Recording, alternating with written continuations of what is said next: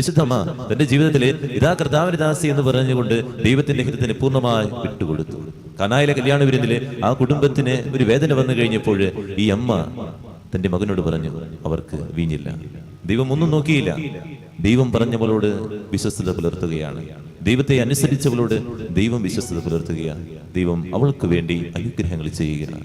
ക്രിസ്ത്യാനിയായ നമുക്ക് ദൈവം പറയുന്നത് കേട്ട് ജീവിക്കാൻ എനിക്ക് പറ്റുന്നുണ്ടോ? അങ്ങനെയെങ്കിൽ നീ പ്രാർത്ഥിക്കാനായി തമ്പുരാന്റെ സന്നിധിയിൽ വരുമ്പോൾ, നീ ഇഷ്ടപ്പെട്ട കാര്യങ്ങൾ ദൈവത്തോട് പറയുമ്പോൾ ദൈവം എല്ലാം നടത്തിത്തരും. ആവശ്യത്തിനു വേണ്ടി മാത്രം ദൈവത്തിന്റെ വഴി നടന്നാൽ പോരാ, എപ്പോഴും ദൈവത്തിന്റെ വഴിയെ നടക്കണം. എനിക്കൊരു കാര്യം സാധിക്കണം, പരീക്ഷ ജയിക്കണം, എന്റെ കുടുംബത്തിന്റെ ബാധ്യതകൾ മാറണം, ഇതിനു വേണ്ടി മാത്രം ഞാൻ കുറച്ചു നാള് ദൈവത്തിന്റെ വഴി നടക്കണം. അതല്ല ദൈവം ആഗ്രഹിക്കുന്നത്. ദൈവഹിതത്തോട് ചേർന്ന് നടക്കുമ്പോൾ ദൈവത്തോട് എന്തെങ്കിലും പറഞ്ഞാൽ എല്ലാം ദൈവം നടത്തി തരും.